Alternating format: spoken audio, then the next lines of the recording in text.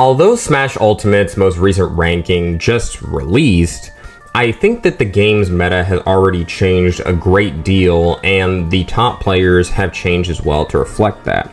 And so in today's video, I'm going to be talking about who I think the top 10 players in the world are if a ranking was released exactly today, because I don't think it necessarily reflects who was top 10 in the most recent ranking. And this makes sense. It wasn't a today ranking or a ranking of a 3-month or 1-month period. It was a ranking of a 6-month period. So it makes sense that it wouldn't necessarily match how things are today.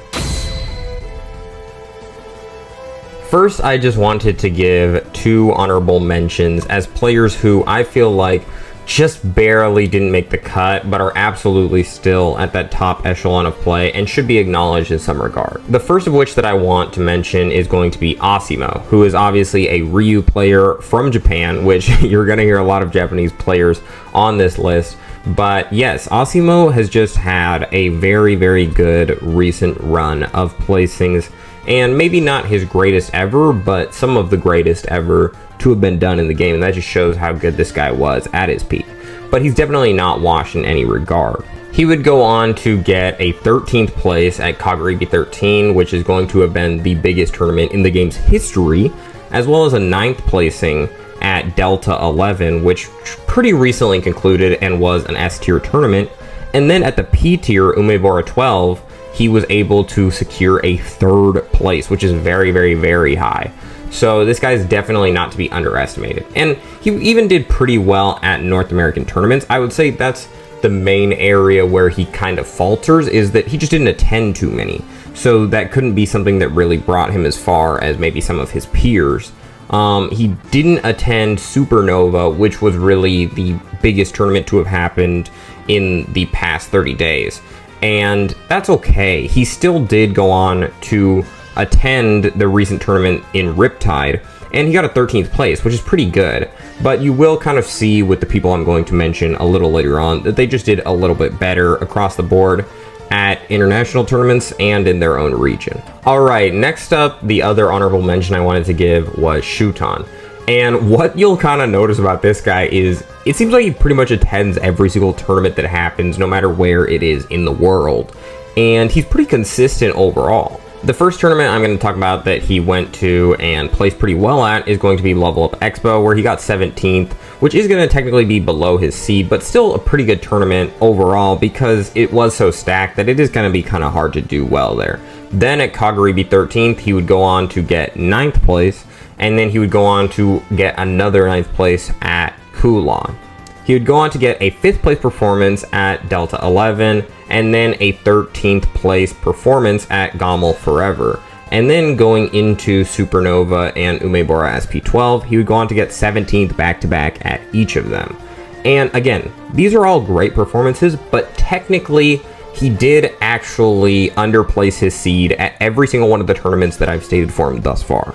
Which is why I don't think if a ranking were to come out right now, he would still be top 10. Just because he's like right there, but not quite making it any of the time. But he is still an incredible talent, of course. At Riptide, he would go on to place his seed exactly for the first time in a pretty long stretch of S and P tier tournaments, which is good because that kind of shows he's on the right track, getting 9th place at that tournament. Overall, he is pretty consistent and does pretty well. Like, again, these aren't bad placements in any regard, but just not quite to the standard of the 10 players that I'm going to name after him. Now, right before we get into the list, just be sure to like and subscribe if you guys have been enjoying the content lately. And yeah, let's just get right into it with number 10. At number 10, I'm going to put Light, and I'm going to start off by talking about his Level Up Expo performance because he went on to do very, very well at that tournament, outplacing his seed by 4 spots, which is pretty good. He went on to get 4th at that tournament, and although his Japan trip wasn't necessarily as successful as some might have expected, he was a lot more consistent than many of his peers. He would go on to get 33rd at Kagurabi 13, which again, I think is actually a pretty decent performance. He outplaced people like MK Leo and Spargo, and you know, that's just pretty good considering that it's the biggest tournament of all time. And then he would go on to get 7th at Kulon, which was just the next week. And again, that's a super stacked tournament. So to make top 8, I think it's still pretty impressive, although he's technically one below what he was seeded to get. He would then go on to get a 3rd place at MomoCon and another 3rd place at Comicpalooza, which again, just showing his consistency that he's making it to these top 3s at these tournaments pretty often.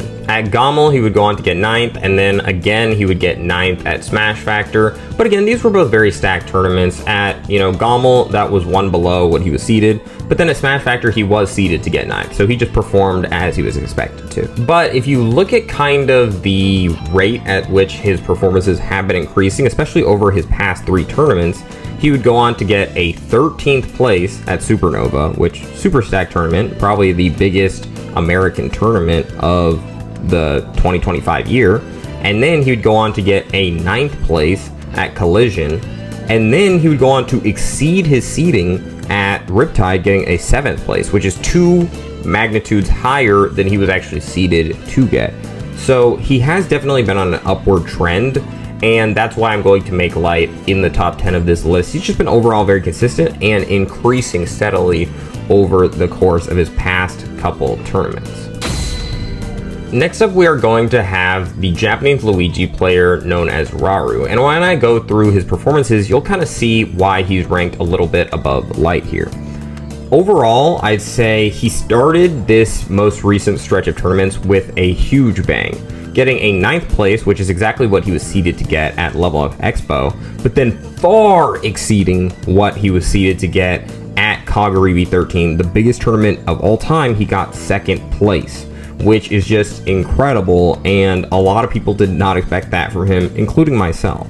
He would then go on to get a 4th at Smash Factor, exceeding his seed once again, and then go on to get a 9th place performance at Supernova, a 5th place at Umebara SP12, and then another 9th at Riptide. So overall, he's showing like pretty much the worst placement this guy got was 9th, and he gets that pretty consistently or exceeds it, making it into these top 8s and these top 5s, and he's just an incredible talent. Again, grand finals of the biggest tournament ever. That's definitely got to be something that carries him pretty far. And he's getting even close when he doesn't make it. 4th, 5th place. These are very, very close. And he's able to beat a lot of the greatest players in the world. Then you will go on for number 8 to have Sonics. And Sonics overall, I'd say one of the weird things about this guy, he just hasn't gone to too many tournaments. But at the ones he has, he's done very well. He got a 9th place performance at Level Up Expo, which was kind of what he was seeded to get, and then a 13th at Kaguribi 13, which again, I think is a really good performance, although technically below his seed, just for a tournament that big. It's like, that's really crazy to even make it that far. So many people underplaced by 100 spots, so to make it all the way there, I think is really, really great. And then he would go on to get a insane performance at Kulon. I think people definitely didn't expect him to make it to grand finals against Onin at that tournament, and although he didn't end up bringing it home, I think that's still very impressive. And I mean, just to have an all North American grand finals at a Japanese tournament is something we had never really heard of happening before, so it's really cool to see, in my opinion.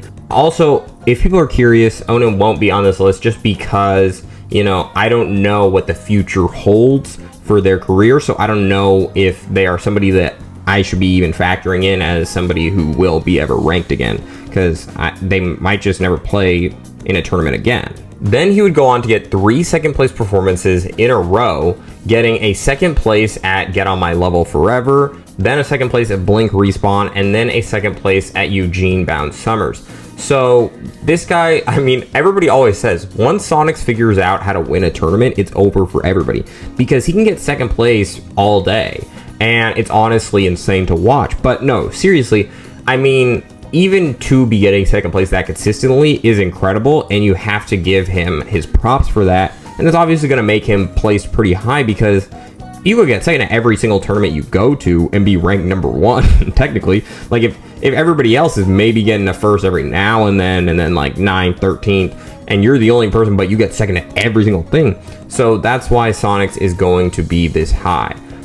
He can't quite seem to clear it out and get a victory just yet, but the 2nd places are definitely still going to bring him up big time.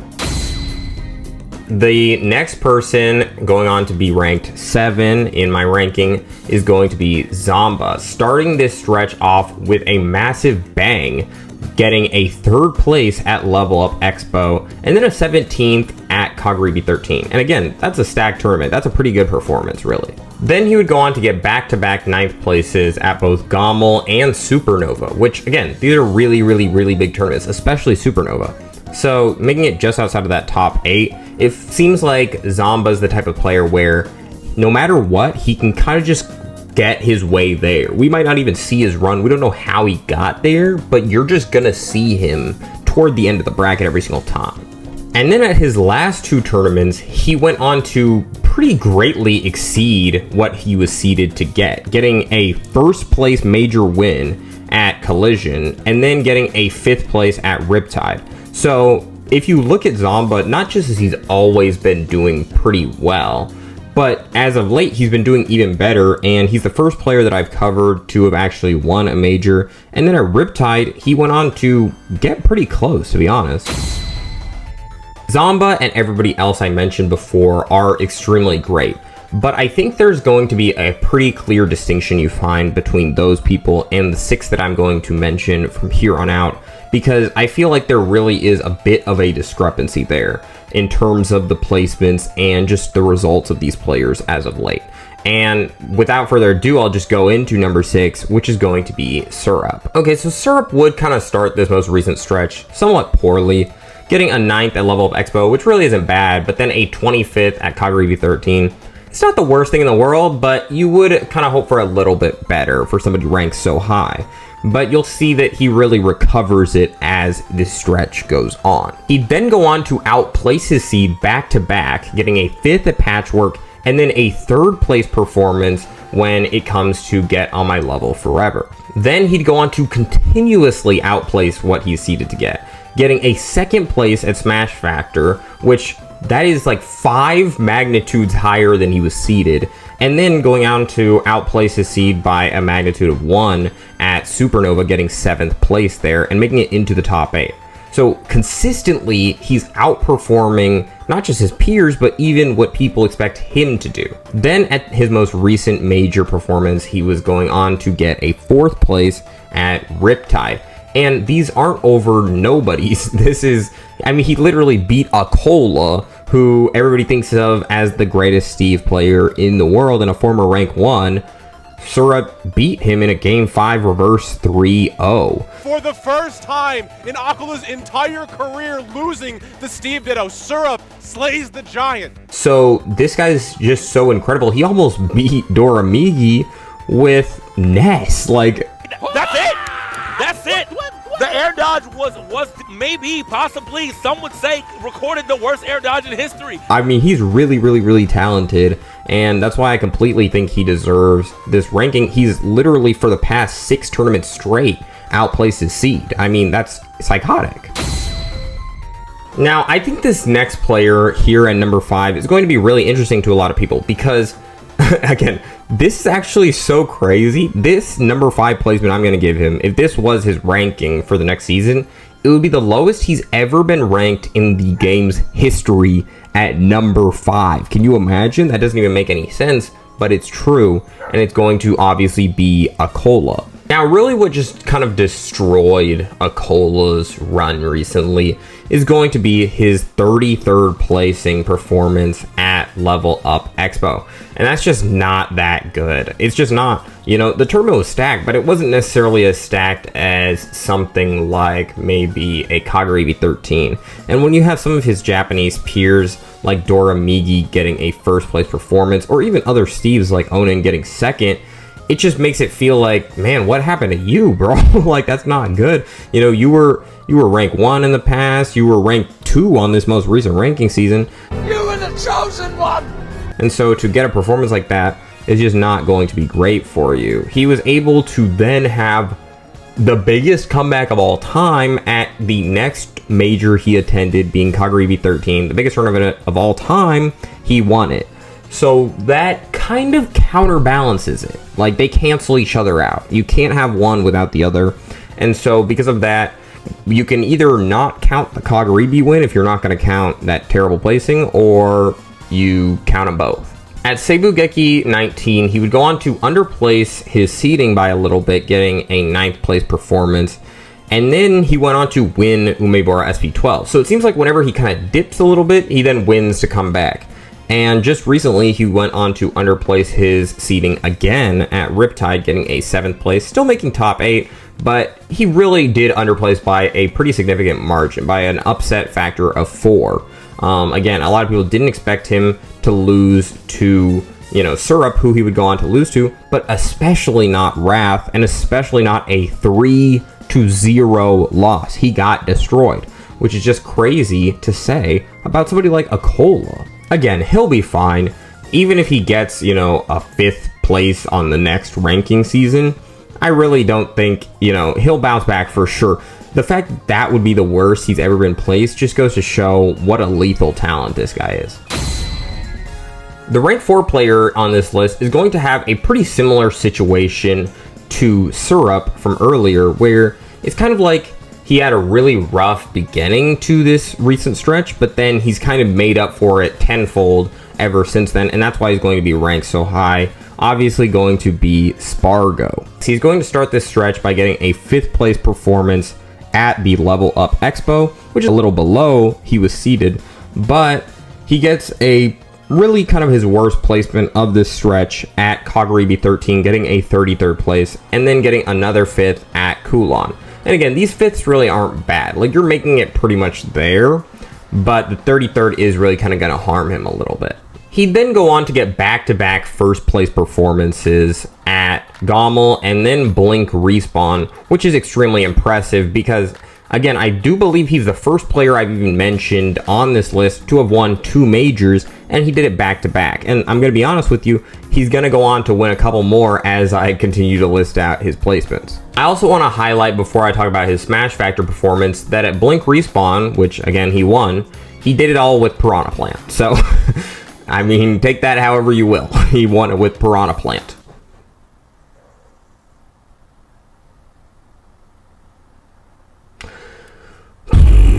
Then at Smash Factor 12, he would go on to win that again. So he won 3 majors back to back to back. Again, you might be thinking, how is this guy not number 1? But you'll hear as I go on. At Supernova, he would go on to get a 4th, and this 4th is really the only underplacement he would go on to get in this most recent stretch, aside from obviously the 33rd and those early kind of placings that I mentioned in Japan and then at Level Up Expo. But after that, he really went on a good streak, and the 5th really isn't that bad. He recovered quickly, getting, just a couple days ago, a 1st place performance, winning another major in Delfino Mazza. So he's really, really, really still a great player, and I think he can climb back to a number 1 spot. There just seems to be a couple players, mostly Japanese, that's why he tends to struggle when he runs into them either at Japanese tournaments or just at international tournaments that Japanese players attend, where he can't quite seem to get past them, namely Doramigi. But I think once he can kind of overcome these, he can really kind of get right back to where we knew him. Now, I think anybody with their brain screwed on correctly could pretty much guess who the top 3 are, and probably even the order, if we're being real. But yeah, going into number 3, it is going to be Hurt. And, I mean, this guy, he kind of had an unfair start to the season, getting some rusty-like performances, but it makes sense. His organization literally suspended him for many months, not even allowing him to attend Kagaribi because he had the low latency mod on his Nintendo Switch. And so when he did come back, he did falter a little bit, but he definitely has recovered as of late. He went on to get a 33rd at Delta 11, a 7th place at Gommel, and then a 13th place at Smash Factor 12. And again, all of these are either right on point or a bit below what he was seeded, but he really goes on to recover as of lately. He goes on to get a 3rd place at Supernova. He then goes on to win Altcore, which is a major in Japan. He goes on to get a 4th place at Umebora SP12, to get a 3rd place again at Riptide 2025, and then win Inosuma, which is a Japanese major tournament. And it just seems like this guy, I mean, he's so consistent. Really, like, think about it. As of lately, the worst placement he's got is like 5th, 4th, maybe. You know, he's getting 3rd at every one of the biggest tournaments to have happened, and he's winning all the ones where it's not necessarily too stacked. And it seems like really the only people he's losing to are Mia and Doramigi. Like, actually, if you look at Supernova, he only lost to Mia and Doramigi, and then if you look at Riptide, he only lost to Mia and Doramigi. Like, he knows how to play this game to a very high level, and he does it every single time. At number 2, you probably could have guessed it, is going to be Doramigi, the current rank 1 player in the world. And this guy's so interesting to me because he's only actually attended 5 tournaments this year. He's only attended 5 tournaments this year. 5 majors, but 5 tournaments in general. That's just so absurd to me. And he's done well at every single one of them. At Level Up Expo, he got 1st place. He got 5th at the biggest tournament of all time, Kagaribi, which was an underplacement of his seed somehow. I mean, I feel like this guy could get 1st and it's an underplacement of the seed. And then he went on to continue that streak. You know, a lot of people would think, okay, well, you'll have a good streak, but then you'll fall and then you got to make up for it. Nope. At the next tournament, he would go on to attend Sumabato, which again is an A+. This is the lowest tier tournament he entered. It's an A+ tier. The lowest tournament. He only does A+, S tier, S+, P tier. He won that one, okay? Then he goes on, he's like, okay, well, you know, I mean, at this point, I'm doing pretty well, so I might as well keep going to tournaments. Goes to Supernova, right? Gets 2nd place, only losing to Mia. And then he's like, okay, well, I mean, this has been going well for me. Goes to Riptide, 2nd place, again, loses to Mia again. It's just like, this guy is just, I mean, he's great, bro. He's great. Like, there's not much more to say about him. Now at number 1, shocker or not, it is going to be Mia. And yeah, Mr. Game & Watch player, he's going off right now. He's on a crazy run. He's on a crazy run. Delta 11, 1st place performance.